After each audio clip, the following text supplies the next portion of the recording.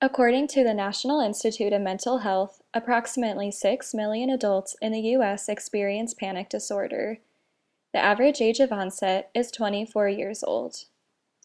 Using a functional classification system that Hayes, Wilson, and Gifford proposed, the maladaptive behavior of panic disorder could be classified as avoidant and escape maintained. Viewing panic attacks as a behavior with a clear function proposes that panic disorder can be treated and measured as behavior, rather than as a cognitive process. Hayes, Drossel, and Wilson provided evidence to support acceptance and commitment therapy as a treatment for altering individuals' interactions with their verbal private behaviors. Fletcher and Hayes demonstrated how diffusion techniques reduce the literal believability without ever getting rid of the thought or attacking its form logically. Masuda, Hayes, Sackett, and Twohig provided evidence that a diffusion exercise has an effect on the believability and negative emotional impact of verbal behavior.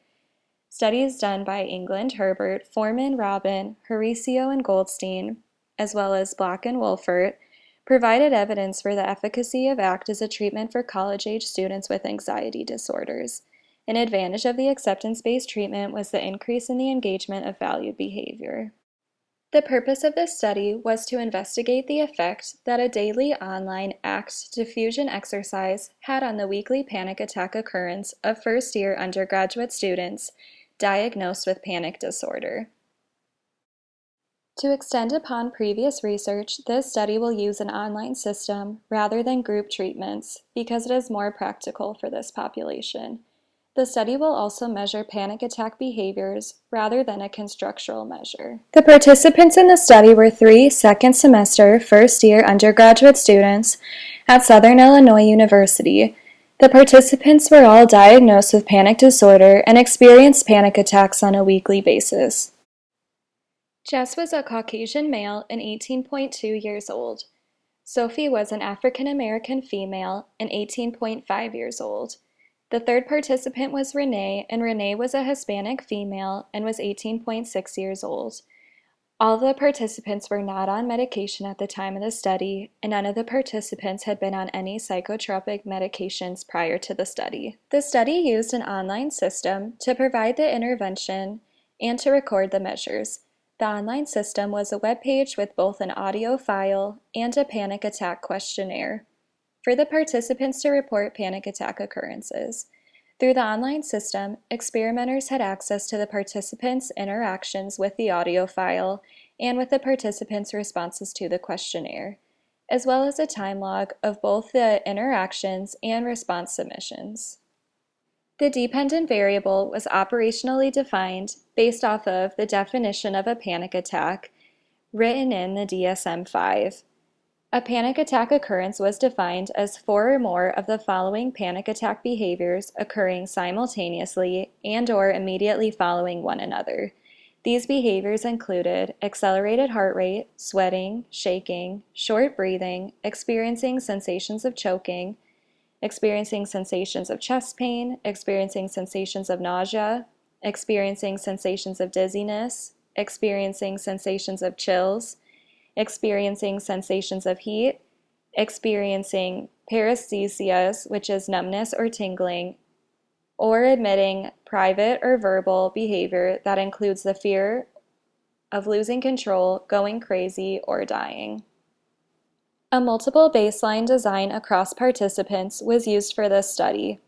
This design ruled out maturation as a threat to internal validity. This design was also chosen over a withdrawal design because if the intervention reduced the weekly occurrence of panic attacks, it would not be ideal for the participants to have to experience resurgence. Throughout the study, participants were instructed to log into the webpage every morning to listen to a 5-minute audio file. They were also asked to log in and fill out a panic attack questionnaire as soon as possible after emitting panic attack behaviors.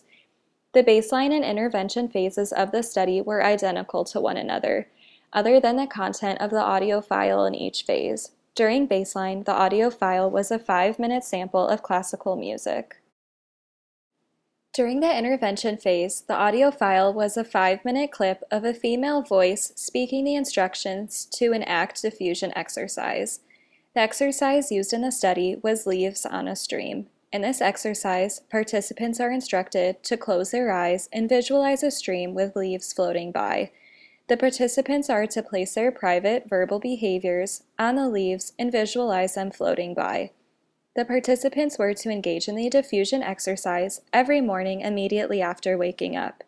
Again, during the intervention phase, the participants were to fill out a panic attack questionnaire as soon as possible after emitting panic attack behavior. The length of the baseline phase differed across participants. The order in which participants were introduced to intervention was determined randomly. The randomly determined order was Renee, Jess, and then Sophie.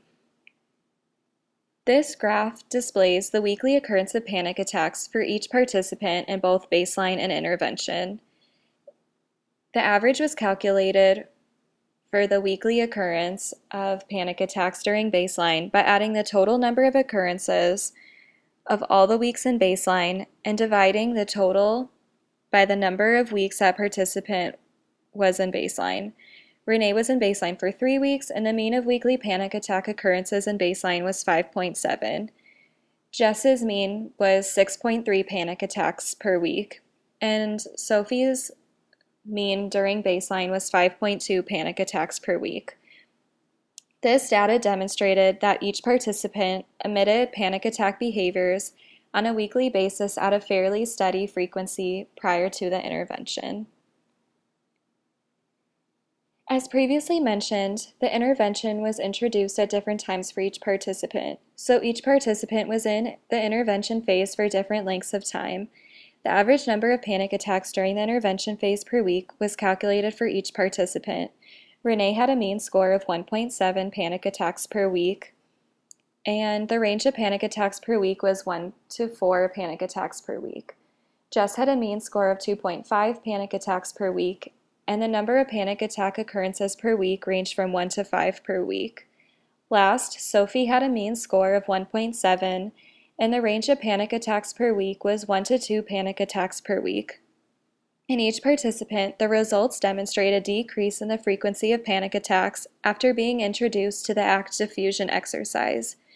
Renee's average decreased by 30%, Jess's average decreased by 40%, and Sophie's average decreased by 32%. Inter-observer agreement was calculated for the recording behavior of 2 observers. Agreements of recording behavior occurred when both observers recorded the same number of panic attack occurrences per week for a participant. Inter-observer agreement was calculated by dividing the total number of agreements by the value of the total number of participants multiplied by the total number of weeks. The inter-observer agreement of the current study was 100%. A procedural reliability checklist was designed for 2 observers to use immediately following the end of the week. Items on the checklist included: the participants listened to the audio file every morning, the participants listened to the full length of the audio file, the participants' panic attack behavior selected matched the operational definition of a panic attack occurrence, the observers recorded the data immediately following the end of the week, and inter-observer agreement was calculated immediately following the completion of data collection.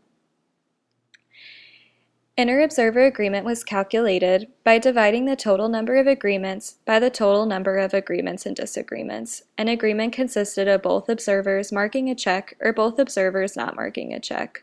IOA was calculated to be 100% for each checklist. This score was calculated by dividing the total number of boxes checked by the total number of boxes. 100% of the components were checked on all checklists. Thus, procedural reliability was reported as 100% for each participant each week. The mean score of the procedural reliability checklist was calculated, and the measure was 100%. Following the completion of the study, each of the participants were emailed a social validity questionnaire. This questionnaire included responses that were a 5-point Likert scale. The questions on the questionnaire were: prior to the study, did panic attacks negatively impact your life? Prior to the study, did panic attacks positively impact your life? What was the difficulty level of listening to the intervention audio file every morning? Did you enjoy listening to the intervention audio file?